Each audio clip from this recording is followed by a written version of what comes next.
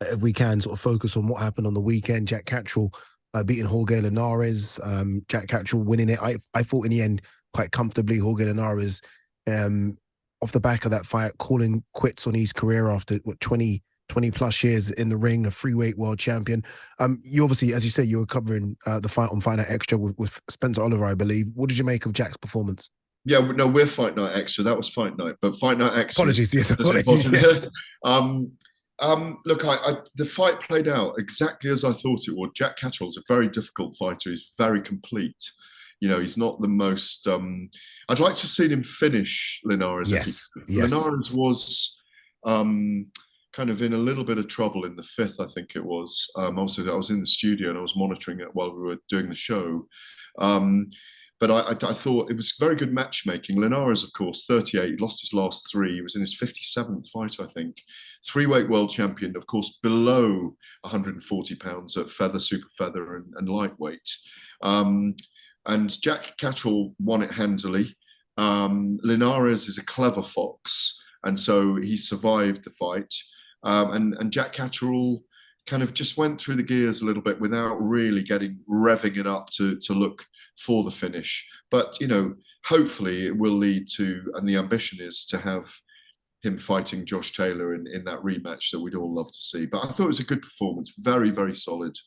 Yeah, that's exactly the way you read that fight is exactly how I saw it as well. Like Jack, I thought had a couple of more gears there to really make a statement to the rest of the 140 pounders. Like, I am the number one, whether or not we believe that or not. But to say, you know, I am number one, I should be champion. There were a couple of times where Jorge Linares was hurt, like really hurt. And I was like, okay, go on, pounce on him. And Yeah. he didn't. And I'm thinking, that's the guy who's lost his last three, who you're much bigger than in the ring. And as you just pointed out, is 38.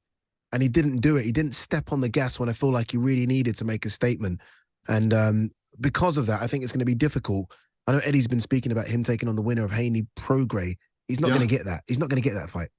Well, you know, if you have that knowledge, then that's fine. But I mean, he may. Mm. I think the fight we'd all like to see him have is with Josh? Taylor, because Yes, with Josh. Josh Yeah. Taylor.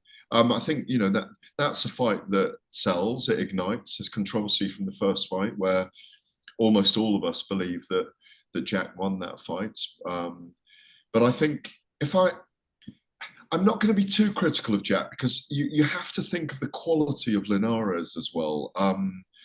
That I mean, the fact is, look, there's two things here. The fact that Linares has retired after the fight shows that he hasn't really got it in him anymore, Mm. by his own admission, that he's had enough.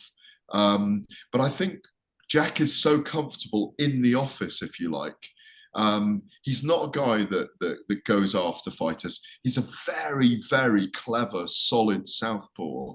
And you know, you can always be critical of people not going for a finish, but a finish, Jamie Moore will tell you, Nigel Travers will tell you, you're in this corner, that the finish comes naturally, and you've got to give the credit to Linares that he's so skilled and so wizened in the ring that he might have been difficult to get out of there. And Catterall probably didn't want to take any risks at this point. But there's lots of ways of seeing things in boxing, as we're going to find out on this show tonight.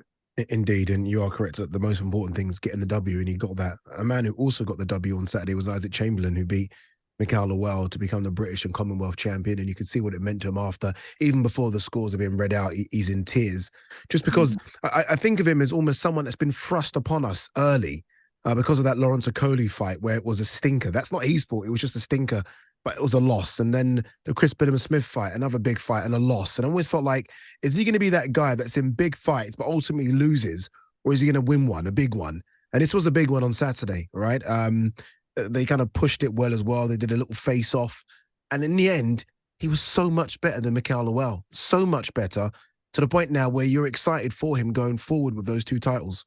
Yeah, absolutely. I mean, I remember the Lawrence Okoli and Isaac Chamberlain fight was at O2 Arena, of course. There were 8,000 people there, I think, that night. And both of them were very young in their careers. And I remember it was called British Beef, but I remember maybe slightly unkindly dubbing it in the end, it was corned beef hash. Oh.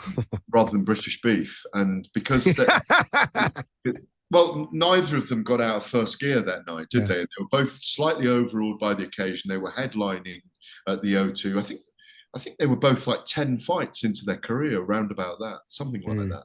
And I think in this one, I mean, Isaac Chamberlain, everything in life's a process, and Isaac Chamberlain is an incredible human being. He's got an amazing story, and I think what he didn't do, what he did do, or what he didn't allow Mikel Lawal to do, and Lawal looked a bit under par, but he never allowed Lawal out of the box.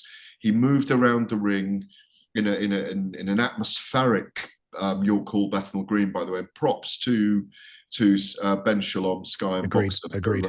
for rescuing that card after the injury to Dan Aziz. Obviously, he didn't fight Joshua Buatsi in the end.